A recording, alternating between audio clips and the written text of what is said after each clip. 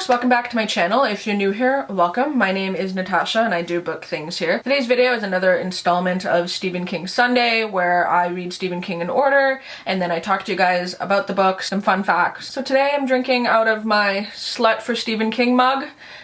Just water, because, you know, sluts gotta stay hydrated.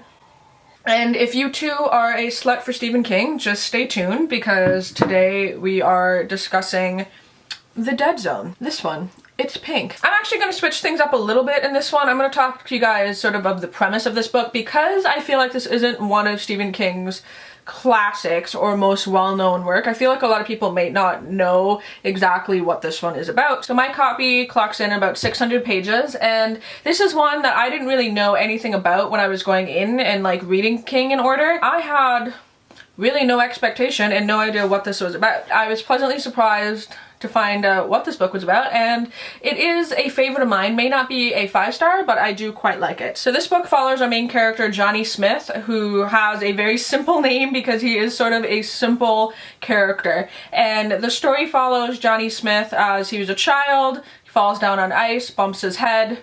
That's kind of strange, right? Later on, as an adult, he ends up in a car accident resulting in a 4.5-year-long coma in which he wakes up and he has psychic abilities. So when he touches people and sometimes objects, it's not automatic. He doesn't control it, so he can touch something sometimes and not get it other times.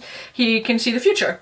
And because of that, he touches certain things and certain people, sees their future, things that could harm them and things that could harm the world. So it is up to our sort of simple character, Johnny Smith, and deciding what he wants to do with the information of the future that he knows. That's really all I can say about it without any sort of spoilers whatsoever.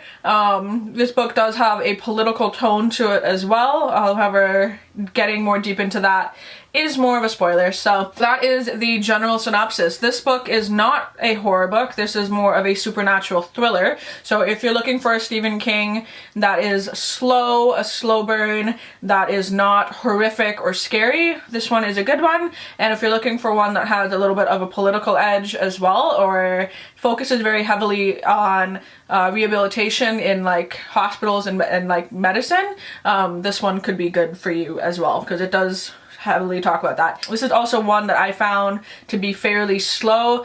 If you're new to my channel, I like slow burn books. A lot of people are bored by them, but I really like that because I find, especially with Stephen King, it lets me connect to his characters more.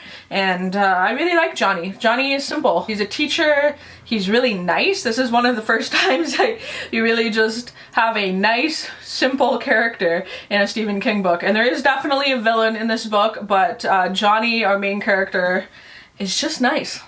He's just nice. I'm going to change my camera battery because it's dying. Also, it's raining outside. So I have a feeling this video is going to get real dark and real spooky, which is appropriate for Stephen King Sunday.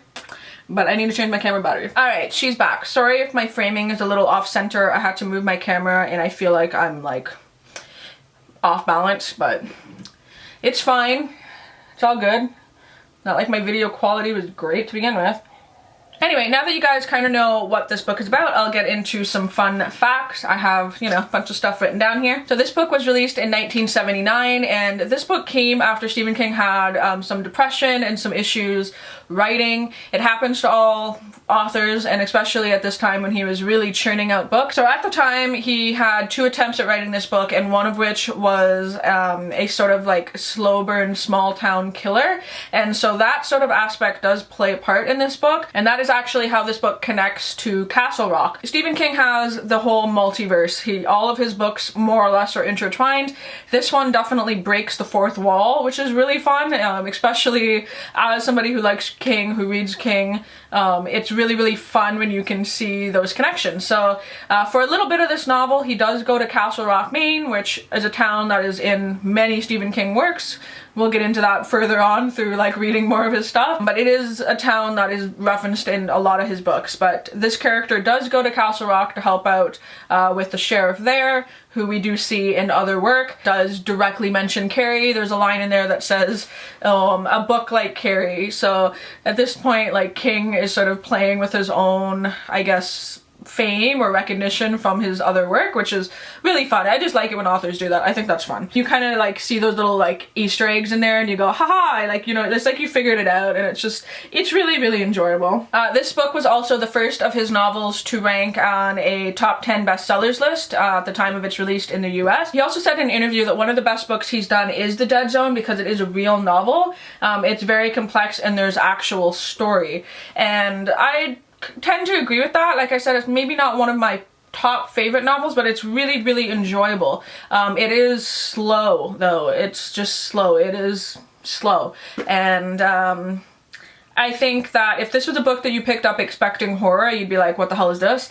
But if you pick it up not expecting that and looking at it as like a supernatural thriller that focuses heavy on Johnny's like rehab and hospital stay and things like that, this is real good. As usual, fun facts are kind of dwindling a little bit more as we get into more and more of his novels, because there's so many fun facts in his first like couple novels, but as he releases more and more stuff, it's a little bit more difficult to find those fun facts, but those are a couple of them. Next, I'm going to get into more discussion in spoilers, so if you don't want any spoilers of anything that happens in this book other than the brief synopsis I mentioned, you can click out of this. I don't mind. Thank you for watching to this point. But if you want to hear my opinion on the ending and how I feel about it, then just stay tuned because spoilers will be now. I am starting spoilers now. Click out if you do not want to be spoiled. I think those people are gone now. Hopefully. The Dead Zone.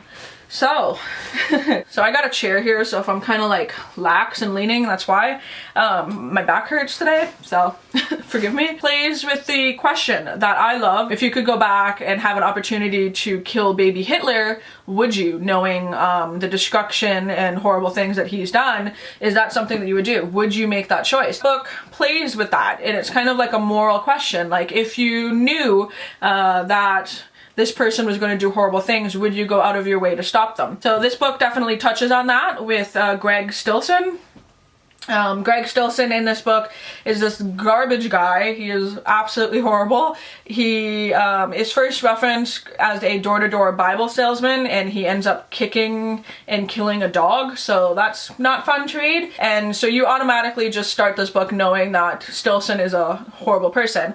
He kind of pops in throughout the novel, and at some point Johnny, our main character, goes to a political rally where he touches Stilson and realizes that if he continues on his political campaign, that he would inevitably bring basically World War III and like a nuclear attack, and essentially is going to be president and basically ruin our world. So then Johnny sort of has this dilemma of what to do with that information. I think that he did the right choice. So Johnny attempts to assassinate Stilson. In the meantime, that's sort of Johnny's demise. However, Stilson does hold a baby up to block him from bullets, in which that ruins his political career. And it sort of stops that World War III thing happening because it just changes the projection of the future, basically.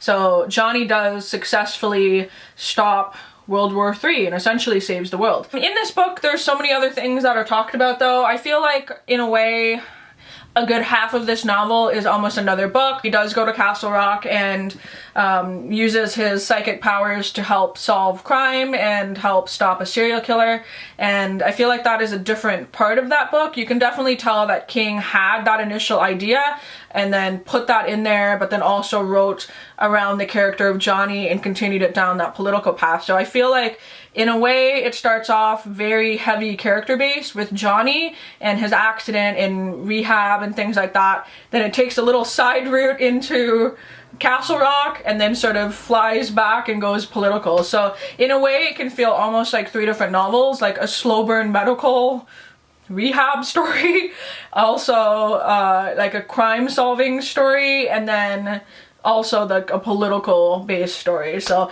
it's almost 3 in 1, but I find all throughout that I just really like Johnny's character. I find him very sweet, very nice, and yeah, he's not dramatic, he's not complex necessarily, like he is just a teacher, but I just really liked his character. I guess I will mention how this ages. So you are dealing with political power and presidency and things like that, and knowing the future, would you stop it? I think that while this does in certain spots feel a little bit dated, I think that it's sort of appropriate to read in 2019, dare I say. If you live in the United States of America, it might be an interesting one to read. If you catch my drift, I definitely read it during some political stuff and thought it was a real interesting book, taking you on that ride. Again, asking that question, like, if you knew the future, would you go out of your way to stop something from happening in a political scheme? I think we all would, but you know, what am I to say? I'm Canadian. It's not a scary king, so if you did want to try it out and you watched for spoilers, because I know I do that for videos, I don't mind being spoiled for books. If you watched all the way to the end, I do suggest this if you're looking for a not scary king. I ended up giving it 4 stars. Didn't have quite that hook that like other kings did where I gave it 5, but it was definitely an enjoyable ride. Super slow, super easy. Interesting ending, interesting simple character, and I quite liked it. That wraps up my Stephen King Sunday for today. While it is so dark and dreary, I moved my light or my curtain and it's not, but it's definitely looking like a storm. I am going to go read more Stephen King in the storm because I think that's appropriate. I do hope you guys enjoy this video, maybe learn something new, maybe have a new book that you guys want to try out. Let me know in the comments down below if you've read The Dead Zone. Did you like it? Do you agree? Do you disagree? Hopefully you guys are all doing good, and until my next video, I will talk to all you soon. Bye!